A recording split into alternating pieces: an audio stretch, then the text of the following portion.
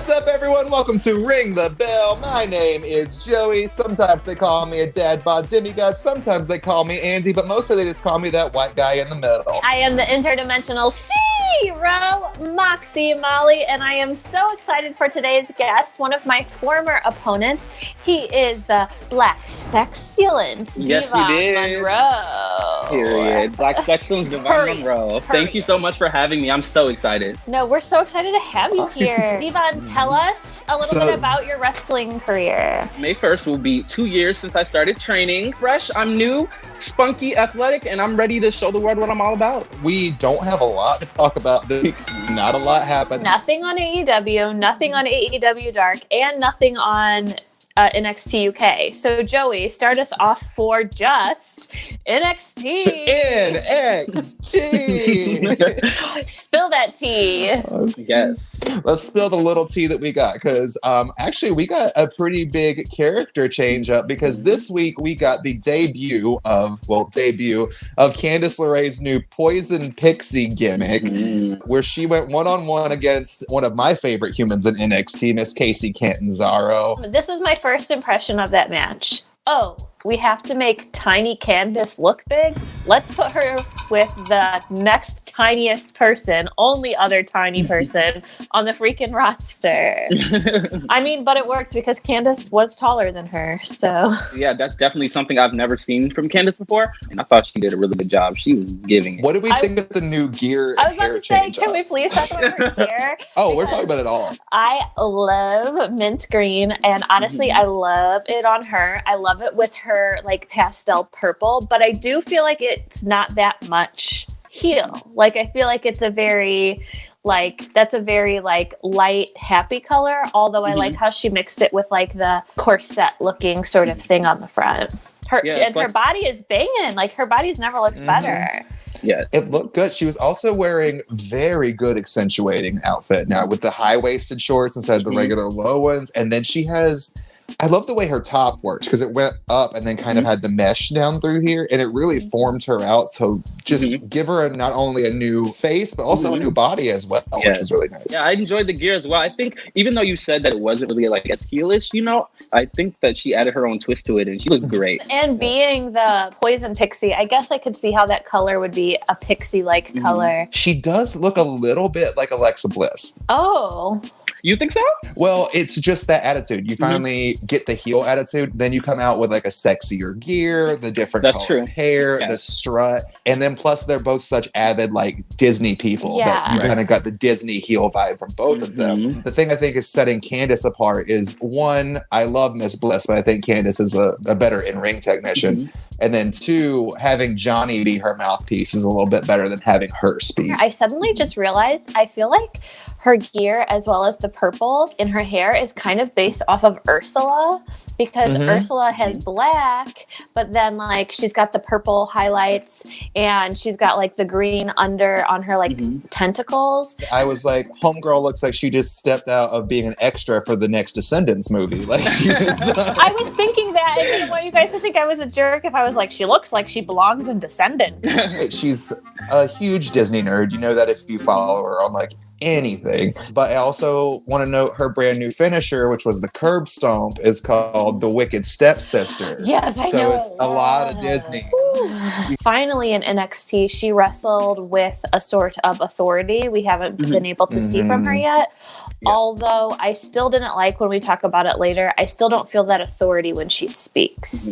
But I'm definitely starting to see it in her moveset. How did we feel about these two and what kind of match they put on for us? I honestly enjoyed it. I think it's really good to see Kacy, even though she's so new, to see her improve, to see her improvement, over, the years. It's been great. I think she's going to do well. We haven't got to see Kacy Catanzaro in a while, so she was kind of a breath of fresh air this week. Yeah. We don't get to see Kacy Catanzaro very often. This is what I like when you don't overuse your talent, because I feel like it almost makes them more hungry to be perfect every time you see them. So I don't feel like we've seen anything bad from Kacy Catanzaro, because we don't see her enough for her to get like tired or fatigued or just over it. You know what I mean? So I love seeing Kacy Catanzaro. It's always fresh. It's always fresh. And then plus she's that girl is so gifted. Would you call it a top rope kind of plancha into the senton that she did? That was very impressive. And then I got to see like a little bit of personality from her in the get-go because they were talking to each other and she's like, what? You don't got to be scared. She's like, I'm not scared. Just don't want to be in a corner. Yeah.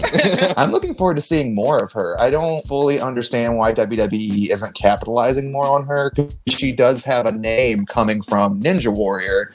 So I feel like with the way that she's improving in the ring, like she seems like she's a natural. I don't see why she's not being put out there more. Yeah, it's definitely very opposite than what WWE usually does. Like, usually when someone is coming in like with, you know, exposure from something else, they will capitalize on that. So it is kind of weird to see them kind of flip it with her. I feel like it's because when she came back, because you know what, she left and then she said she had to figure out if it's what she really wanted, and then she came back. She came back in the middle of a lot of storyline already going on. So I'm just hoping that now that like WrestleMania and everything is like cooling down, like maybe they're going to start to integrate her more. After the match, we did get to see a little backstage vignette. It was her nursing her neck after getting put in the Gargano escape by Miss Candice Lerae. Candice walked in the back while she was sitting with Kayden Carter and basically told her that she's going to, you know, run the division like this now. So maybe this storyline's not just done. Maybe Kayden Carter's going to be the next victim to the Wicked Stepsister. I'm going to get eaten up in the comments about this. Although I feel like Candice is authoritative in the ring, she had one line and I feel like she really missed, like, especially if she's into Disney, you need to Disney that shiz up and be over the top with it. And she was not. From now on, this is a new NXT. Get used to it. We definitely saw some like seeds, you know, with this debut. So I think, you know, as time goes on and she gets more comfortable in this role, we're going to see her turn it out. Yeah, because she almost literally in 1 week like went from like we're not really feeling who she is as a wrestler like when she was a face, and then you see her the next time wrestle and it's a whole different Candice already. But hopefully it turns into something new. We're kind of getting a revamped character and a revamped character at a Johnny with this. Correct me if I'm wrong, but I feel we might get a mixed tag between these two and Chelsea and Robert Stone at some point in the future. So we'll see if that'll happen. This week we got to see Charlotte Flair go one-on-one with the HBIC Miss Mia Yim in a match that finally got corrected, mind you, because Beth Phoenix on commentary finally pointed out that it wasn't Charlotte and Mia as the first competitors for Charlotte in NXT. It was Charlotte versus Mia as Charlotte's first opponent after she won the NXT title the first time. Man, I always say this, like when I'm complimenting people, I always compliment like the evolution, but just over the years, Charlotte, just the layers that she has added to her character, she is a star. She is a mega star, and I just can't, I'm standing her all the way down. I feel like people sometimes, and I do it too, try to underplay her accomplishments, and I'm not underplaying her accomplishments. I'm more like, she doesn't need to keep winning everything because we already know she's a star. She's a star in her own right. She doesn't need that stuff, but I do appreciate she doesn't mind, like, I don't know. I feel like some other people at her level might be like, I don't want to go back to NXT. It's like she doesn't mind going to any of the brands. She's just there in the company. She's like, I don't know if she's like almost the female John Cena. She'll do whatever they need just to, you know, assist and help. I agree with that. Like, I mean, she kind of has to do that at this point. Like, what else can she do? There's the only real thing Charlotte hasn't won is the tag team championships, and you know, I feel that's going to happen at some point down the road. But I want there to be an intergender championship, and I want her to win it. Has she been Miss Money in the Bank yet? No. Oh, there. So there's something else she needs to attain. You know, if there was a woman in WWE that was going to be like the next Intercontinental Champion, I think it would be like Charlotte Flair. In this match, I looked at Charlotte Flair as nothing but impressive, but it kind of fell a little bit flat for me. It kind of gave me that feeling after I saw Charlotte versus Bianca for the first time, where I was like, I'm ready for a really good match. And this was just kind of like, okay.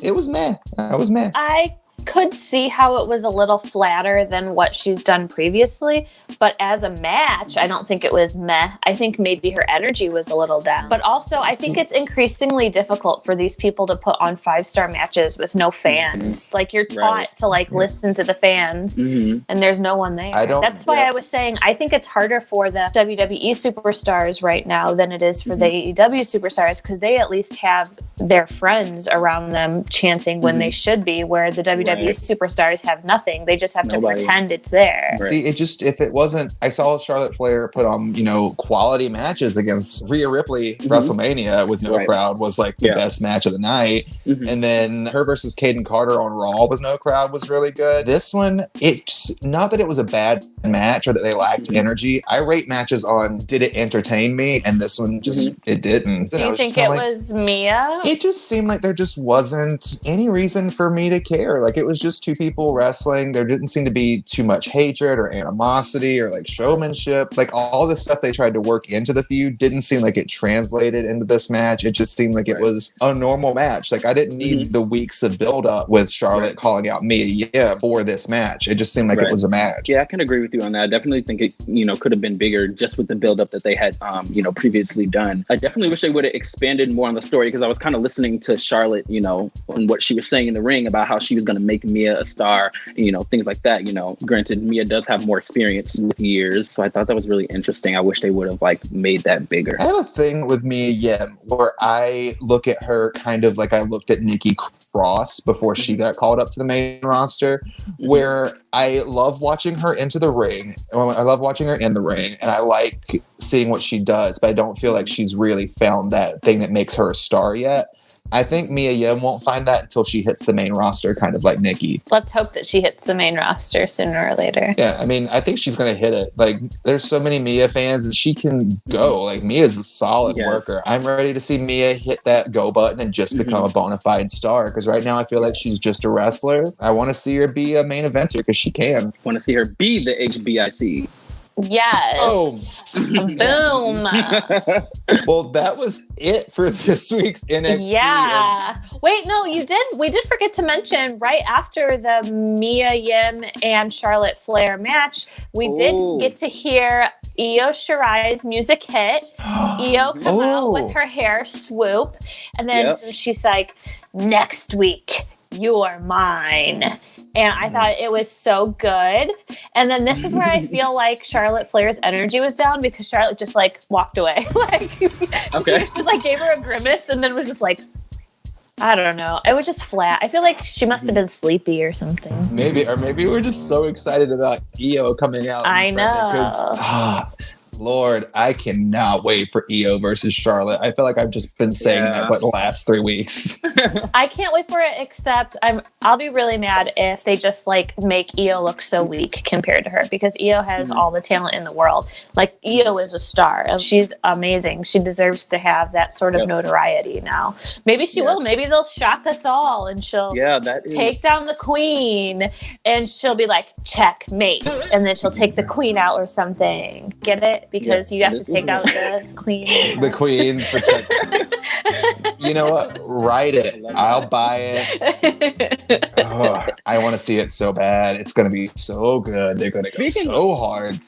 Speaking of checkmate, have you guys seen Charlotte's her side plate? Oh yeah, you're right. Oh my god, I didn't even think about that. That would be even better if they said checkmate, because then she'd be making fun of that. Yes. And then while we're on the topics of just little excerpts, also let's not forget, towards the end of NXT, we did see a video package of roses dying and black blood dripping, I guess is what we were supposed to believe it was, and it was Scarlett Bordeaux and Killer Cross, although they haven't really introduced what their names are going to be.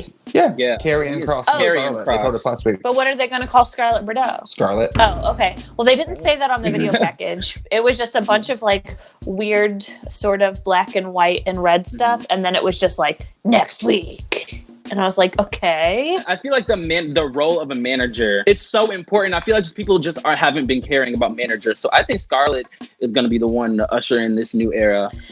Managers are coming back. I agree, because I was going to say, let's not discredit Robert Stone. He's a great manager. Now we'll have Scarlett Bordeaux. She's a great manager. I will give you 2 examples right now. Main roster managers are completely needed. Zelina Vega, Paul Heyman. And if you disagree, hey, Moxie. Hey, Joey. What's your boom blast moment of the week? I guess honestly, even though we concentrate on women's wrestling, it really did make the end of the Kacy Catanzaro and Candice Lerae segment. Well, when Johnny Gargano introduced her, because he was being hilarious, and more than once I almost saw Candice almost laugh, but she kept her scowl, so that's good. And then this little thing I liked. My boom blast moment is going to Miss Kacy Catanzaro because I love that plancha senton. I thought it was very, very pretty. It was just well done. And plus, like, that little girl's how tall? 4'5", and she just dove over the top rope. So, that's true. You need some springs in your legs to do that. My boom blast moment of the week, I think it has to go to Tamina. She's not on our show. She what? You don't even go here. I can definitely give it to Charlotte. Like you expanded on earlier about how that energy was low. I definitely did see kind of just a different, lower vibe from her. But I know she has it in her, and when her and Io go at it, it's gonna snap. Yeah, you know what? And a little piece of me thinks maybe she purposely pulled back a little bit this week, so next week it'll be like even bigger and better. It could be. I don't know. I really hope so, but if it doesn't live up, I'm just gonna be so sad because I'm so stoked for Io and Charlotte. Please let it happen soon. Hey, Moxie. Hey, Joey. Hey, Devon. Hey, Devon. Where can people find you? Oh my goodness.